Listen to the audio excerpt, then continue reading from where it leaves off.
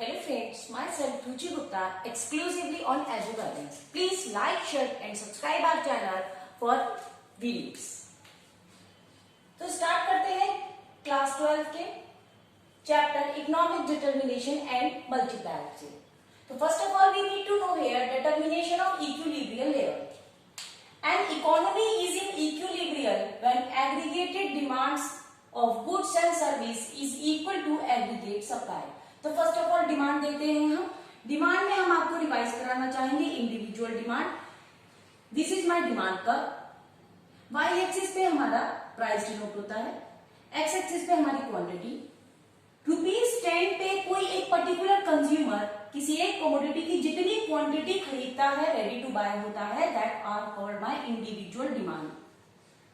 Market demand क्या होती है? ₹10 पे फुल मार्केट में कितनी यूनिट बिकने वाली है किसी पर्टिकुलर प्रोडक्ट की. लाइक ₹10 पे 500 यूनिट बिकने वाली है, then this is called my market demand. What is my aggregate demand? Aggregate demand is a summation of all the goods and service. जैसे ये एक पर्टिकुलर प्रोडक्ट की थी, these relates to all goods and service. In goods में मेरी all visible item और services में all invisible item. Visible item is already non, जो हमें दिखाई दे सकते हैं. इनविजिबल आइटम में आती है मेरी बैंकिंग, इंश्योरेंस, ट्रांसपोर्टेशन जैसी सर्विसेज. जब वो इक्वल होती है मेरी एग्रीगेट सप्लाई से. दिस इज माय सप्लाई कर. सप्लाई कर, इंडिविजुअल सप्लाई कर एक पर्टिकुलर कंपनी, एक पर्टिकुलर मैन्युफैक्चरिंग कंपनी ₹10 पे मार्केट में कितनी यूनिट बेचने के लिए रेडी है. This is my individual supply. सारी ही कंपनीज ₹10 पे किसी एक पर्टिकुलर प्रोडक्ट की टोटल मिला के कितनी मार्केट में सप्लाई करेंगी. This is my market supply. तो यहां पे मैंने क्लियर कर दिया है आपको individual demand, individual supply, market demand and market supply. तो यहाँ पे जो मेरा एग्रीगेट सप्लाई है, this is relates to all goods and service. Market supply relates to one product only, whereas the aggregate supply relates to all goods and services available. तो मेरा point of equilibrium वहां आता है जहां मेरा AD aggregate demand equal होती है aggregate supply के. तो this is my point of equilibrium. Means इस पर्टिकुलर प्राइस पे इस पर्टिकुलर क्वांटिटी की गुड्स अवेलेबल होगी मार्केट में. आइए जानते हैं इसके फीचर्स के बारे में. यहाँ पे हमने बताया था एग्रीगेट डिमांड कंज्यूमर की कंजप्शन प्लस इन्वेस्टमेंट होती है. मींस कोई भी कंज्यूमर या तो अपने पार्ट को कंज्यूम कर लेता है या फिर वो इन्वेस्ट कर देता है. सप्लाई होती है मेरी कंजप्शन प्लस सेविंग्स. तो यहाँ पे कंजप्शन से कंजप्शन कैंसिल आउट होने के बाद I have a result, investments are equal to saving. मैं आपको एक डिफरेंस बता दूं, इन्वेस्टमेंट और सेविंग में क्या डिफरेंस है. सेविंग्स जो होती है that are done by household. Household saving करता है अपनी रेगुलर इनकम से. वो अपनी सारी इनकम्स को बैंक्स में ट्रांसफर कर देता है, डिपॉजिट करा देता है. और जो फर्म्स होती है वो करती है इन्वेस्टमेंट. फर्म्स बैंक से वो सारा पैसा लेती है एज अ लेंडर. बैंक उन्हें सारा पैसा देता है, उधार देता है, और फर्म्स उनकी इन्वेस्टमेंट करती है, प्रोडक्शन यूनिट लगाती है. तो यहाँ पे हम कहेंगे investment equal to supply. Means मैंने जितना मेरे हाउस होल्ड ने सेव किया, फर्म्स ने सारा का सारा मेरा इन्वेस्ट कर दिया. और यहाँ पे मैं ये भी कहूंगी फर्म सारा जितना उसको मिलता है, जितनी सेविंग हाउस होल्ड करता है, फर्म्स उतना इन्वेस्ट करती है. तो यहाँ पे मेरे पास 2 अप्रोचेस आते हैं for equilibrium, ADAS approach and investment saving approach. Let's discuss that. Equilibrium में यहाँ पे मेरे 4 बेसिक अजम्पशंस है. पहले इन अजम्पशंस को डिस्कस करते हैं. तो इक्विलिब्रियम जो मेरा डिटरमाइन होगा ओनली फॉर 2 सेक्टर इकोनॉमी. बताना चाहूंगी 2 सेक्टर इकोनॉमी कौन सी थी, जिसमें सिर्फ फर्म होती है और हाउस होल्ड होते हैं. मीन्स इसमें गवर्नमेंट सेक्टर नहीं है, इसमें फॉरेन सेक्टर नहीं है, कोई एक्सपोर्ट इंपोर्ट नहीं होगा. हाउस होल्ड अपने सारे फैक्टर ऑफ प्रोडक्शन, सिर्फ फैक्टर ऑफ प्रोडक्शन किसको देंगे, एक ही फर्म को, और फर्म उनके बदले में उनको देगी फैक्टर सर्विस. फर्म बदले में जो गुड्स एंड सर्विस प्रोड्यूस करेगी वो देगी आपने हाउस होल्ड को. कहीं भी एक्सपोर्ट इंपोर्ट नहीं होने वाला, और हाउस होल्ड उनकी करेगा पेमेंट. तो यहाँ पे मेरी 2 सेक्टर इकोनॉमी काम करेगी, 3 सेक्टर और 4 सेक्टर इकोनॉमी नहीं. Then price remain constant. Means जितने भी गुड्स और सर्विस की यहाँ पे बात हो गई, उनका प्राइस फ्लक्चुएट नहीं होगा, it will remain constant. Then my autonomous investment. पहले भी बताया था इन्वेस्टमेंट 2 तरीके की होती है. ऑटोनोमस इन्वेस्टमेंट वो इन्वेस्टमेंट होती है which is irrespective of income level, यानी इनकम के बढ़ने या घटने से इस इन्वेस्टमेंट का कोई लेना देना नहीं है, ये वैसी ही रहेगी। ये इन्वेस्टमेंट गवर्नमेंट सेक्टर करता है for the welfare of the citizen. ये इसका ग्राफ हमेशा स्ट्रेट लाइन रहता है। दूसरी इन्वेस्टमेंट होती है मेरी इंड्यूस्ड इन्वेस्टमेंट। इंड्यूस्ड इन्वेस्टमेंट मेरी प्राइवेट सेक्टर करता है। प्राइवेट सेक्टर अपनी इनकम के अकॉर्डिंगली उसे बढ़ाकर और घटाकर रहता है। And then last point is my short run. यहाँ पे मेरे पास दो तरीके की क्लासिफिकेशन होती है शॉर्ट रन, बिजनेस में शॉर्ट रन और लॉन्ग रन। लॉन्ग रन में और वेरिएबल्स आर, सारे ही फैक्टर्स ऑफ प्रोडक्शन कैसे होते हैं मेरे variables, means everything can be change. कोई भी वेरिएबल ऑफ फैक्टर फिक्स नहीं होता। वेरिएबल ऑफ फैक्टर्स क्या थे मेरे, लैंड, लेबर, कैपिटल, एंटरप्रेन्योरशिप। यानी लॉन्ग रन में कंपनी जो चारों ही चीजों को चेंज कर सकती है। So all the factors of production are variable, जबकि in short run I have two types of variable, fixed variables, fixed factors of production and variable factor of production. Variable factor of production change होंगे जबकि fixed factor of production will remain same. आइए देखते हैं AD AS approach के बारे में। What is my AD AS approach? AD is made up of consumption plus investment, whereas AS is equal to consumption plus saving. तो equilibrium is my that point where my consumption plus investment equal to consumption plus saving. Consumptions के बारे में देखते हैं। Consumptions are totally dependent upon my income. यहाँ पे ये zero से कभी स्टार्ट नहीं होती because this is my autonomous consumption. Consumption थोड़ा सा जरूर होता रहेगा, इसे क्लियर कर देते हैं और ज्यादा ऐसे बना के। This is my autonomous consumption. इस पोर्शन में कंजप्शन होता रहेगा even at the zero level of income. Investment जबकि मेरी ऑटोनोमस बनाई है हमने, ऑटोनोमस इन्वेस्टमेंट मींस इन्वेस्टमेंट चलती रहेगी irrespective of my level of income, ये गवर्नमेंट करती है। तो इन दोनों के समीशन से जब मेरा C प्लस आई बनता है तो it is something like that, C plus I, consumption plus saving, consumption plus investment graph मेरा ऐसे स्लोपिंग में जाता है।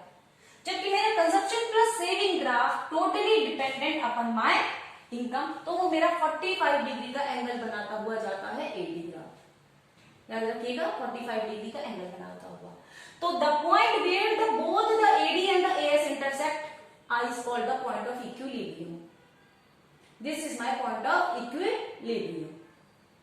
जानते हैं ग्राफ के थ्रू कि इक्विलिब्रियम पॉइंट्स के ऊपर और नीचे क्या होता है। This is my point below the equilibrium. यहां पे देखिए आप, इस पॉइंट्स पे इन्वेस्टमेंट्स आर मोर, इन्वेस्टमेंट मोर है, सेविंग लेस है। इन्वेस्टमेंट मोर है, सेविंग लेस है। इन्वेस्टमेंट मोर है मींस फर्म्स वगैरह मोर प्रोड्यूस कर रही हैं।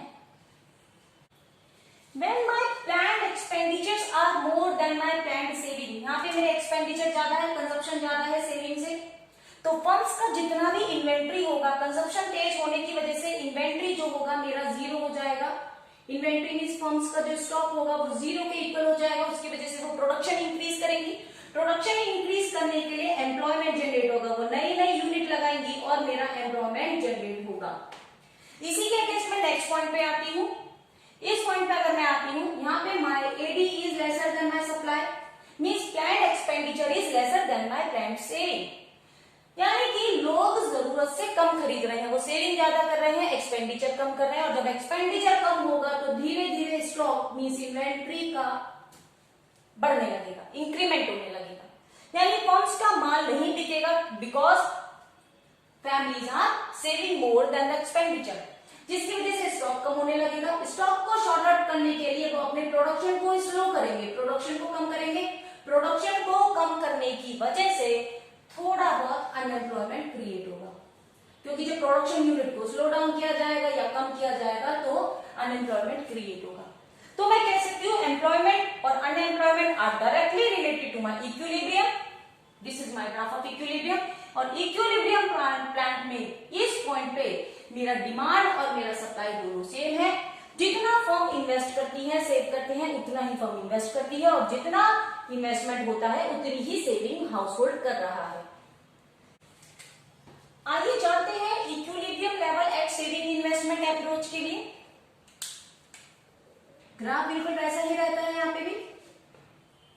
This is my AD made up of consumption plus investment and this is my AS. पर यहाँ पे हम बात करेंगे सेविंग और इन्वेस्टमेंट की। तो my ex saving is planned saving. Please point to be remember, x saving is different from the post saving. देखिए एक्चुअली क्या होता है, हम प्लानिंग कुछ और करते हैं पर होता कुछ और है। तो हम एक्स सेविंग का मतलब होता है प्लान्ड सेविंग। हाउस होल्ड ने प्लान किया है कि वो इतने करोड़ रुपए यूजुअली सेव करता है, तो एस्टिमेशन ले लिया जाता है कि इतने करोड़ रुपए का सेविंग होगा हाउस होल्ड के द्वारा, मीन इतने करोड़ रुपए बैंकों में पहुंचेंगे सेव करते हुए। उसी के अकॉर्डिंगली बैंक आगे ऑफर करेगा कि मैं इतने करोड़ का लोन प्रोवाइड कर सकता हूं, और उसी के अकॉर्डिंगली फर्म ये डिसाइड करती है कि हम इतने करोड़ का लोन इन्वेस्टमेंट कर सकते हैं, इतने करोड़ रुपए लगा सकते हैं। तो everything is plan, just plan.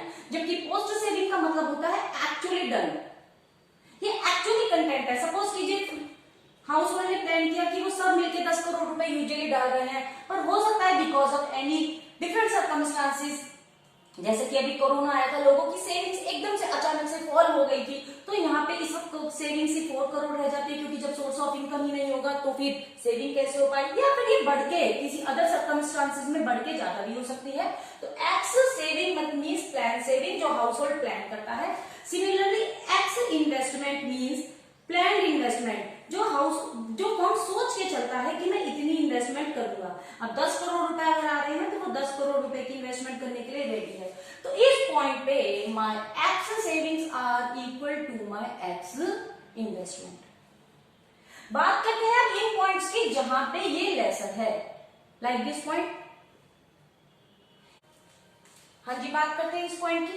Eight this point my investment are greater than my saving, यानी हाउस होल्ड सेविंग कम कर रहा है जबकि इन्वेस्टमेंट ज्यादा हो रही है। इन्वेस्टमेंट ज्यादा होगी तो इन्वेंट्री धीरे धीरे बढ़ने लगेगी, क्योंकि लोगों की सेविंग कम है मींस लोग कंज्यूम कर रहे हैं, तो इन्वेंट्री धीरे धीरे घटने लगेगी। It means people are consuming more products as an expected. Inventory घटने लगेगी तो यहाँ पे हमारा प्रोडक्शन बढ़ाने के लिए एम्प्लॉयमेंट किया जाएगा, लोगों को यूनिट बढ़ाई जाएगी, प्रोडक्शन यूनिट बढ़ाई जाएगी, जिससे एम्प्लॉयमेंट जनरेट होगा। और इसी on the other hand I can say if my investment is lesser than my greater than investments are lesser than my saving means people are saving more than spending.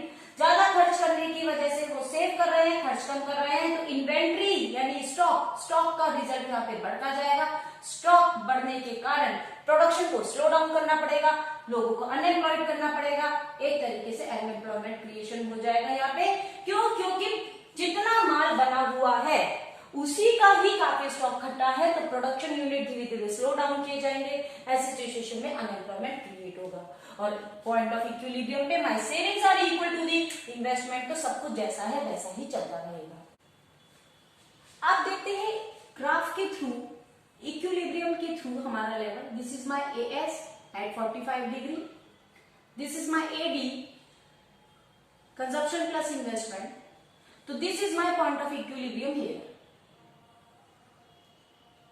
I can say E is point of equilibrium. Point of equilibrium मेरा वो point होता है जहां पे मेरी aggregate demand equal होती है aggregate supply की। अब यहाँ पे मेरा फुल एम्प्लॉयमेंट होता है, full employment, this is my situation of full employment means लोग जितने लोग काम करना चाहते हैं और पर्टिकुलर वेजेस पे यहाँ पे मेरे को सबको काम मिल रहा है। मैं आपको बता दूं यहाँ पे 2 तरीके की अनएम्प्लॉयमेंट होती है मेरी, voluntary,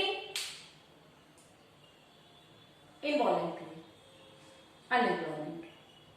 voluntary unemployment is that kind of unemployment जो हम खुद चूज करते हैं, जबकि involuntary means we want to work, we are ready to do work at a particular wages but we are unable to get the job. और voluntary unemployment मेरा वो unemployment कहलाता है जब हमें काम करना ही नहीं है, जब हमें काम करना ही नहीं है तो वो मेरा वॉलेंट्री अनएम्प्लॉयमेंट कहलाता है। तो यहाँ पे हम जब बात करते हैं फुल एम्प्लॉयमेंट की तो हम यहाँ पे वॉलेंट्री अनएम्प्लॉयमेंट को इग्नोर कर देते हैं। अब आते हैं हम इस पॉइंट पे, this is my point of equilibrium. Now come at this point, यहाँ पे मेरी वो सिचुएशन है जब मेरा my AD is lesser, my AD जो है बिलो द एक्चुअल एडी होता है, तो इस पॉइंट पे से इस पॉइंट पे eight this point I have under unemployment. Under employment means मेरे देश का कुछ पोर्शन, मेरे रिसोर्सेज फुल्ली यूटिलाइज नहीं हो रहे हैं, जिसकी वजह से अंडर एम्प्लॉयमेंट है। Then after if my AD is greater than और अबव द लाइन, तो यहाँ पे भी मेरा पॉइंट ऑफ इक्विलिब्रियम बनता है, but this is over employment, situation of over employment. Over employment मेरा वो सिचुएशन है जहां पे मैंने जरूरत से ज्यादा लोगों को काम दे रखा है, something like disguised employment. Means जैसे कि एक खेत में 4 लोगों की जरूरत है, अब उनके 2 बेटे और बड़े हो गए हैं, तो वो उसको इसी खेतों में लगा देते हैं, जबकि वो कुछ और कर सकते थे पर वो खेतों में लगे हुए हैं। तो this is called by disguised unemployment, यानी कि वो बिना बात की ही कुछ काम कर रहे हैं, प्रोडक्शन में कोई एम्प्लॉयमेंट नहीं है। तो यहाँ पे ये वही सिचुएशन है, यहाँ पे सभी लोग काम पे तो लगे हुए हैं पर यहाँ पे ओवर एम्प्लॉयमेंट है। मीन्स लोग कुछ अलग करके कुछ और प्रोडक्शन बना सकते हैं पर वो ऐसा नहीं कर रहे हैं। तो यहाँ ग्राफ के थ्रू मेरी 2 चीजें क्लियर होती है, एम्प्लॉयमेंट की तीनों स्टेज।